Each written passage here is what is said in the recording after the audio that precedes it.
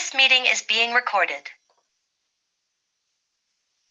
Hey, everybody, welcome to the Hannibal and Jupiter show. I'm Hannibal, your host, coming live to you from West Alabama. And I am Jupiter, your other host, coming from Atlanta, Georgia. And I would like to say to everybody that this has been a day. We both have realized that we are not as computer savvy as we thought we were. And putting this show together is a joy for you. Nowhere near. On that note, I would like to tell you today that I have been enjoying this sangria. It has been a nice little refreshing libation for me. The day is done. My son is in bed, and here I am with Hannibal having this conversation with him.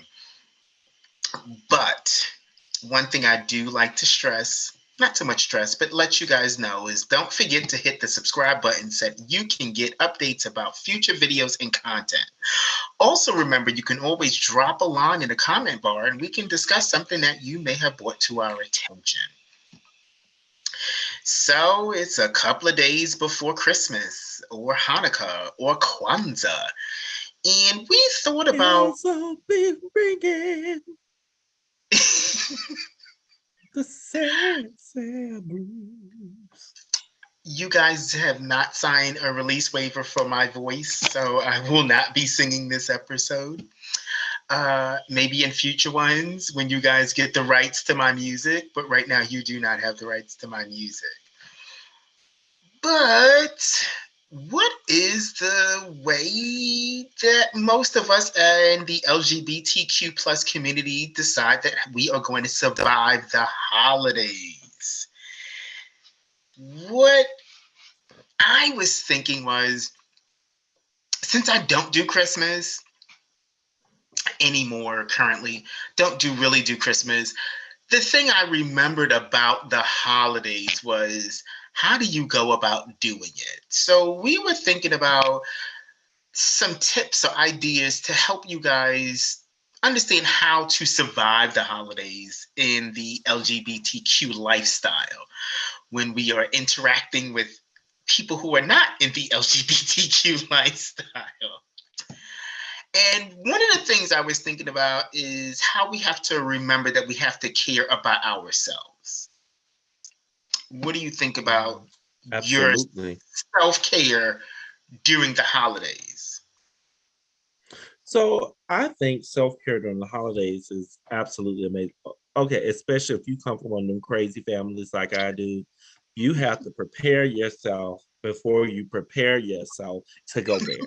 So when I was away from home, and I used to be like, okay, so I gotta go home for this holiday. I was always one to avoid the holidays. Never like coming home for holidays. It's too much hoopla. However, when you come home for the holidays, you have to mentally prepare. So you choose your holidays wisely. And since we're talking about Christmas, Christmas is the holiday that I have chosen to come home for, right? So that's what we'll talk about. Before you come home for Christmas, you got to buy all the gifts. First, you need to call your family who are all coming, because now you got to go take your last little $40 on your little Visa card and buy them all $2 gifts at the Dollar Tree and dress them up real nice so they think they got a little something, but you know they ain't got it big. So you got to find out who's coming, and then you've got to also like just get you calm. So what I like to do to calm me down, I like to run by the old ABC store and pick me up a bottle of salted caramel, and right there we put that in my bag because that's my Christmas gift. That's your Christmas gift. Them Okay, all to yourself. to make sure they all have Christmas. This is my Christmas gift. Okay. So after that, on a more serious note, when you're there and you're preparing with your family, like there's nothing worse than sitting there as a single 40-year-old man at the table. And everyone else is all partnered up, and you're sitting there like, and then there they go. Oh, well, you know what? Miss Davis got a child at home, and we sure did invite Pookie to come on up here and have dinner with us. Pookie gonna sit next to you because you know they're all trying to hook you up with somebody, right? So they're trying to hook you up with somebody. Pookie gonna come sit next to you. And Pookie walk in the door looking like a damn Hello Umbrella from Sesame Street. No, ma'am, you go right on back out that door. You won't be sitting next to me, sitting next to the person that invited you. So what What happens would when your you? auntie say, "Don't be like that, Hannibal"? Pookie could be the love of your life. I don't have any love in my life.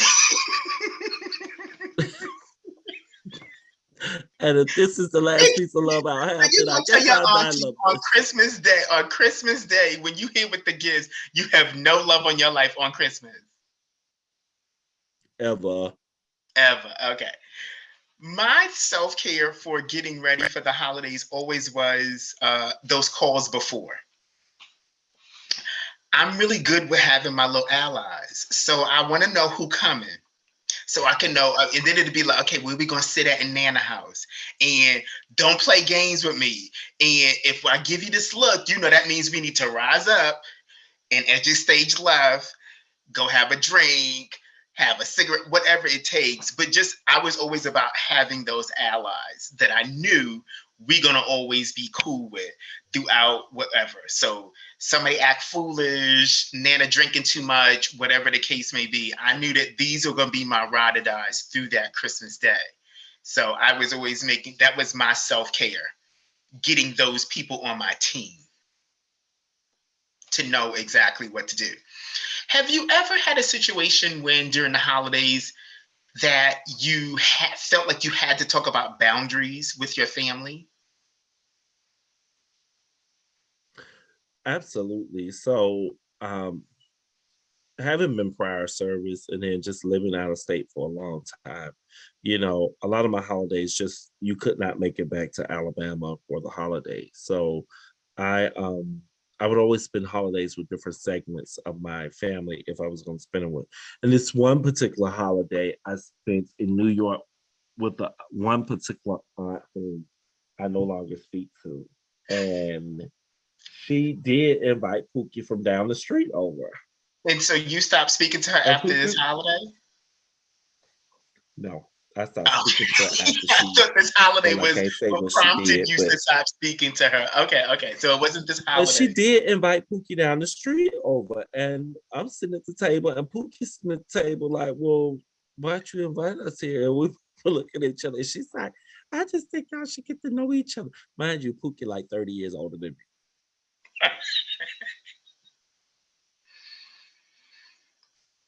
Okay, Sophia And in Petrova, her could you mind, just she's like, set the oh, stage?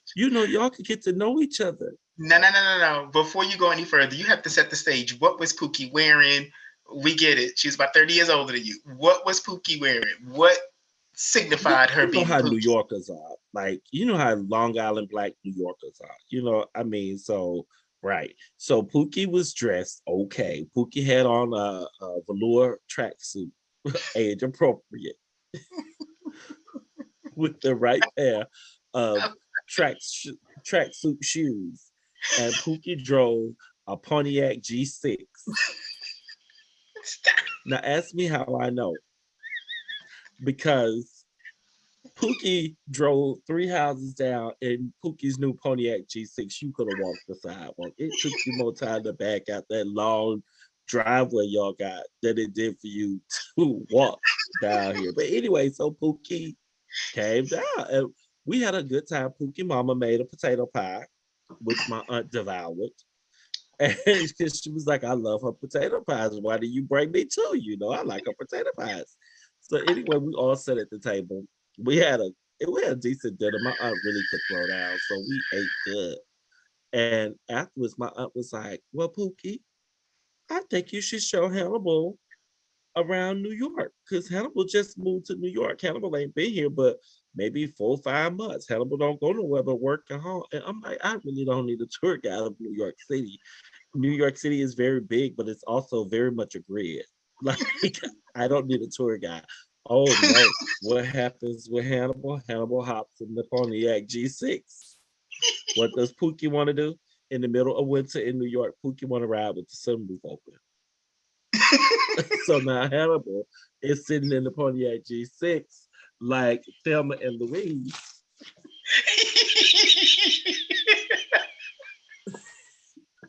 with a semi-bunny on, trying to hold Hannibal's fitted cap to Hannibal's head because Pookie is now going 80 miles an hour on the East Side Highway. So So Pookie was living very grand for you.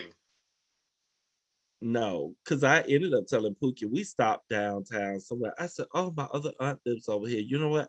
I didn't think I was going to come to this city. I didn't even know how to get to her. I said, so let me out here and I'm going to go see my aunt. He was like, oh, well, I could wait. I could come. No, no, no, no, no, no, no, no. I want you to drive back out to Long Island. My cousin here bring me out. You sure? I'm positive. Thank you very kindly. So can I ask you a question? Did your aunt live right across the street from Two Potato? Or did she live across the street from the monster? Like which one?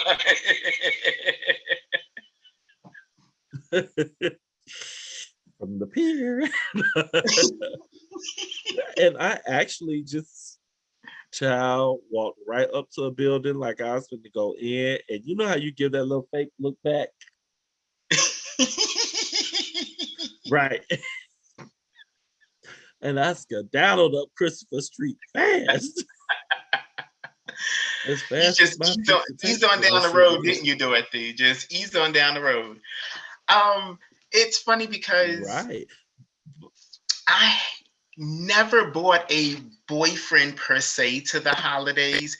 It was a good friend I bought to the holidays because I needed to find a way to kind of ease him into it. And it was like, it wasn't so much of a conversation that I had with him. It was more of a drill sergeant, black mama conversation I had with him, where it was very much like, you don't stay at my house, don't ever touch me, don't laugh too much, like it was like a drill sergeant type of thing of, this is how you come to my family's house for the holiday.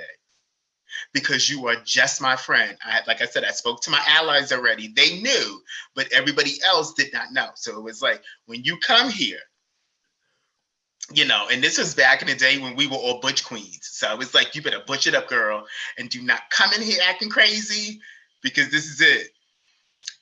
He did well. The funniest part is, as we were leaving, and back then we took a taxi everywhere. So we leave, we getting into the taxi, little Lincoln Town car. So, we was fancy, honey, in a Lincoln Town car. We was feeling something. You caught the old black car. You paid $2 extra. Oh, that black tie. That black tie. We got in that Lincoln Town car. We heading to the city. He goes, you're a lot more cuntier out with your family than you think you are. And I was like, not me. I was real mannish. He was like, no, boo, you was really not. He's like, the more you drink, you got real comfortable around your family. And my family always knew I was gay. I came out when I was 13. So that was never an issue. It was just that I guess I didn't see my femininity as much as I saw his, and knew when his was going to be a problem. But they was used to me, so this wasn't an issue for me. But he did say that, and I thought we had a good chuckle on our way into the city about that, because it was like, but back then you didn't really go into the city. You just took a taxi from Bed-Stuy to the train station, got on the train, went into the city and did that. But I do remember having that. Do you have any traditions that you have that you do at home during the holidays? So I definitely celebrate the birth of Jesus, but I more so celebrate Kwanzaa than the Christmas holiday. So I like to go through the 7 principles of Kwanzaa, and each day I like to do something that adds to that principle for me and remembrance. I always light a candle for those who have gone on before me, the ancestors. So that's kind of like my thing. Now, when I'm at Christmas dinner with family, I generally just be quiet because I'm like, I really don't want y'all people bothering me. And they don't really want to bother me either. We eating the same old dry turkey that we had at Thanksgiving. Same old wet cornbread dressing. Same old cheesy macaroni and cheese. Old potatoes and old salad, old cake. But this year, I'm doing something a little different. We're going to have a barbecue. And we're going to have like a 4th of July style Christmas. And we're going to have a barbecue. And they're going to sit outside at the picnic table. Yeah, Uh, it's going to be 30 degrees here. question: Isn't it gonna be a little cold? And my other question is, please tell It me you're not. is. Please tell me you're not gonna make that. What was that when you were talking about the other day? That breast milk macaroni and cheese. You're not gonna make that, are you?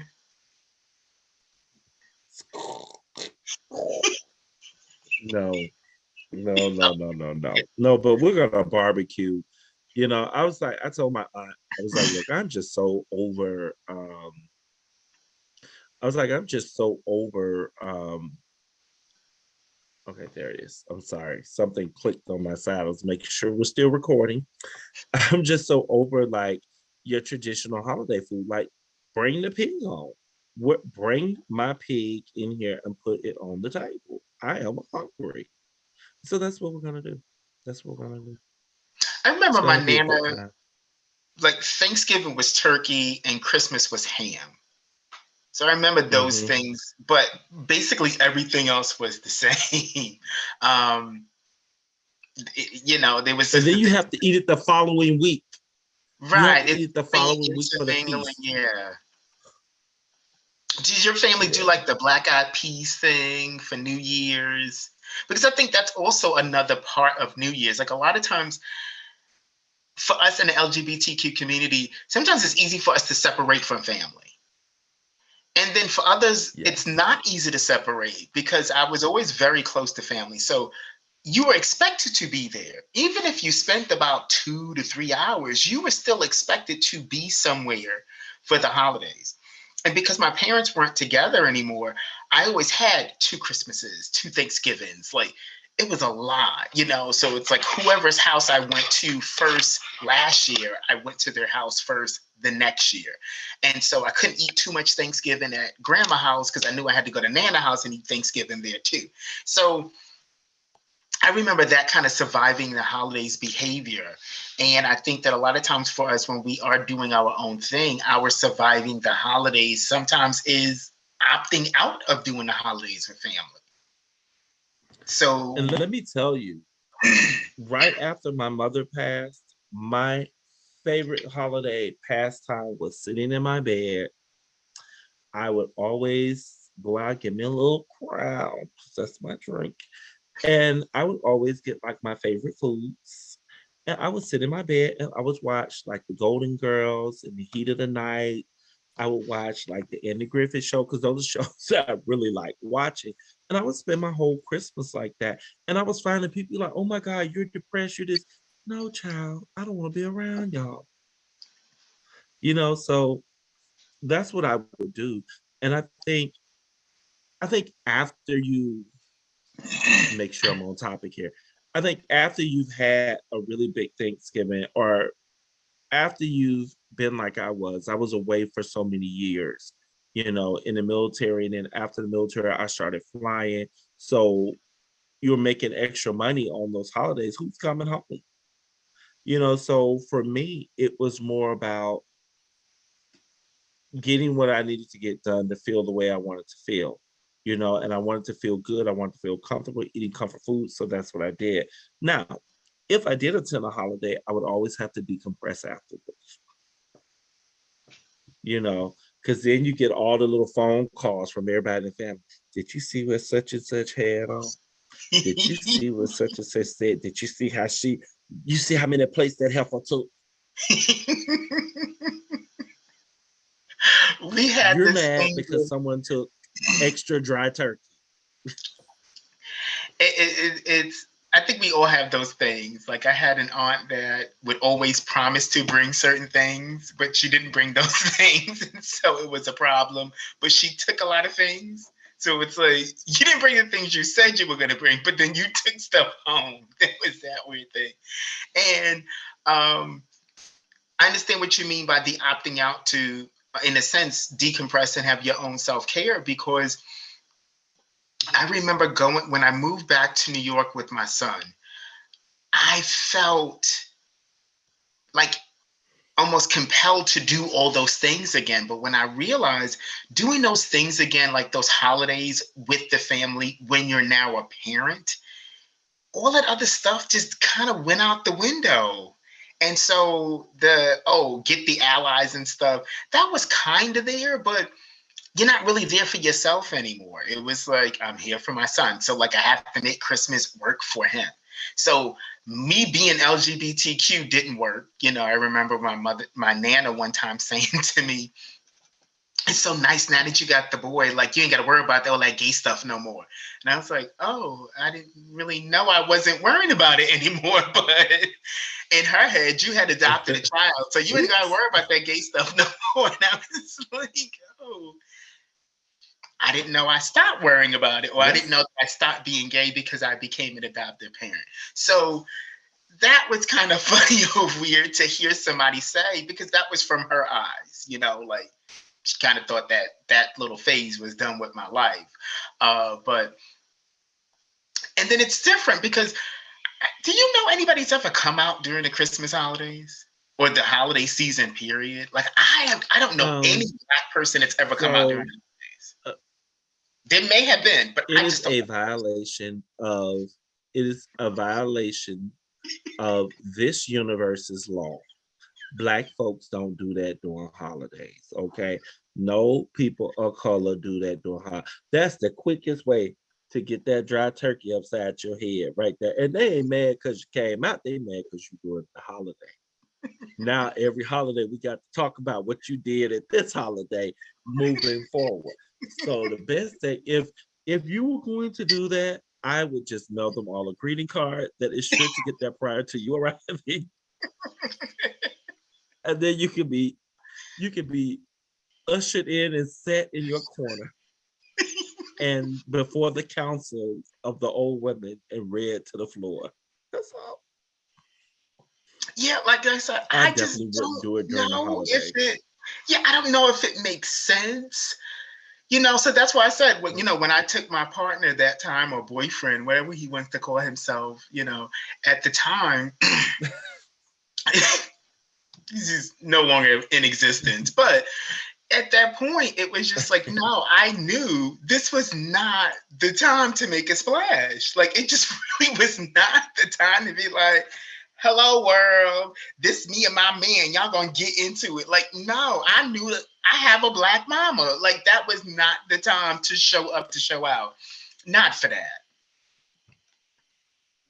I remember taking my roommate to my aunt's house, another aunt in New York. And I was like, okay, we're gonna go upstairs to aunt. Now, mind you, my aunt and this person had their own relationship. Like, they have their own relationship, but I still felt compelled to say, look, we're going up here to have a little nice Christmas dinner.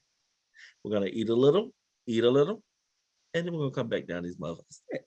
Oh, I don't think I said it on here, but we're gonna come back down these stairs to my house. And we're not gonna spend more than an hour and a half there. Well, we get upstairs, and lo and behold, my uncle is there. My uncle was it. Like, he was my ride or die. I was down for my uncle like 4 flat tires on the Buick. I'm here. We ain't going nowhere. I'm here for you. But my uncle was there. My uncle was like, nephew, who is this? My aunt said, my aunt and my uncle didn't live together, but they were still married.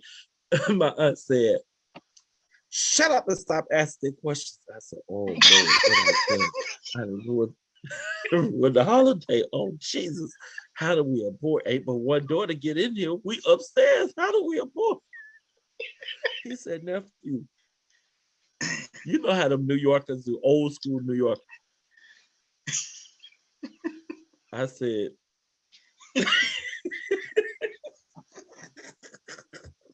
he said, you all right with me, nephew? Come on in, son. I was like, oh my God. We had to sit there for 4 hours. My uncle drilled and drilled and drilled and drilled and drilled. And I was like, oh my God. My aunt said, I'm so sorry. She said, I keep telling him to shut up, but he won't shut up. And if I put him out the house, the kids are going to be mad. But question is, in that scenario, you clearly have an extra strategy. But I know I always knew, like, if this happens, I was, like I said, I had my allies. I knew I could be a social butterfly when I needed to around the family. And that had a thing in my head where at a certain part, I gotta go. If this happens, I'm gonna leave. If this is happening, I'm gonna go. And I never understood being stuck with family because I was like, no, I have to be happy or whatever. But it was those things where like, okay, if this one gets a little too tipsy and starts running their mouth a little bit much, okay, the exit strategy is, I gotta go. And it was either I got another event to go to, we got a Christmas party, the roads is getting real messed up. It's gonna be hard to get a taxi out of here. I gotta get that Lincoln Town car. Like I had those exit strategies to go when somebody was a trigger. And I knew I don't want to go off at the holidays because, like you said, next year they're going to remember Jupiter went off last year. We don't know why Jupiter went off last year. So hopefully he don't come here with that bad attitude this year. No. It was a trigger. That's why I went off. I didn't tell you the Aunt Daisy. Right.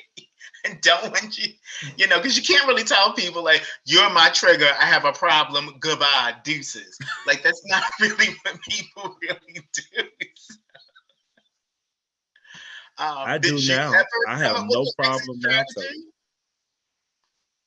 But did you ever come to the exit strategy? So the exit strategy was my uncle, I want to say my uncle stopped talking or maybe it started raining or something. And his car didn't have windshield wipers. I don't know. I just can't remember how we left, like how we got out of it. But I remember saying to myself, no more family dinners, none. And I just avoided them after that. I just always worked on holidays. Really? So I always had a nice dinner in some restaurant. You're in a position that I'm in now. When I moved back to New York, I was thrusted back into that family life. Now you're back in Demopolis. Mm-hmm. How do you handle this stuff where you can't say, I gotta work? You can't say, I'm gonna be out of town. Like, that's not really your storyline anymore. So, being back here, I just have to show up now. I have to show up, and then people here will feel like, oh, well, you're being distant. You're not really talking. You don't really come to stuff the way you should. And I'm just like, 9 times out of 10, I just want to be left alone. Like I have a whole lot on my hands to deal with every single day, and someone's attitude is not it for me. So that's how I deal with it. And I'll let people know, like, I'm coming, but I'm not going to be here longer than an hour. And I set my timer on my phone, and we can be in mid-conversation. Once it goes off, I get up, gather things, and then we walk out the door. Because my time here has been spent, and now it's time for me to go home and put my swollen ankles up and my ice bag across them. I've learned that kind of strategy on the phone. I remember hearing somebody talk about this years ago about, when to cut the conversation short.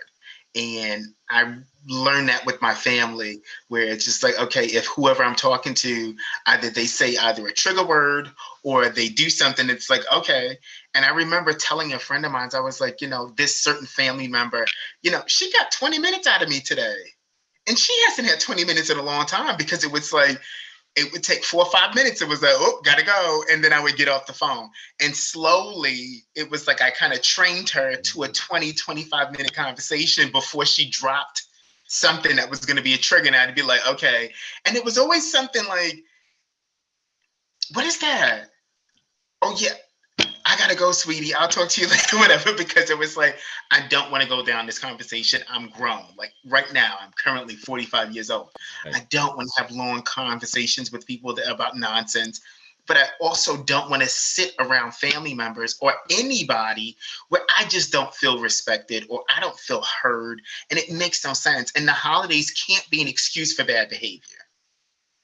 And I think we were taught that for years, that the holidays are an excuse for bad behavior.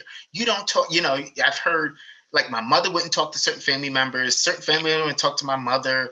I didn't like somebody, this person didn't like that person, but for some reason, for the holiday season, we all had to sit around and be nice. Do we really?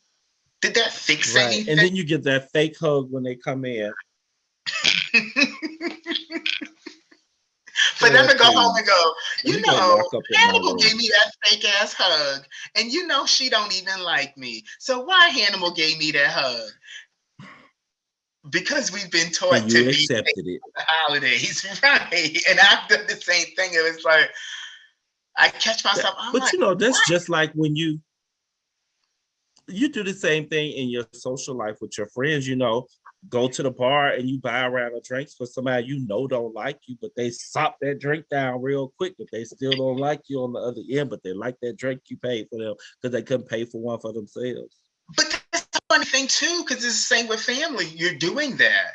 But in a family setting, I think we're like conditioned to say it doesn't matter, they family, go with it. In a bar setting, I mean, you could say around the grips for everybody but this one here. You could say that, like it is your money. So you could say around the drinks for everybody but this one. And during the holidays, everybody else can get nice little gifts and this one gets a bag of socks. So it's almost like you could choose to do that. Oh, mismatch.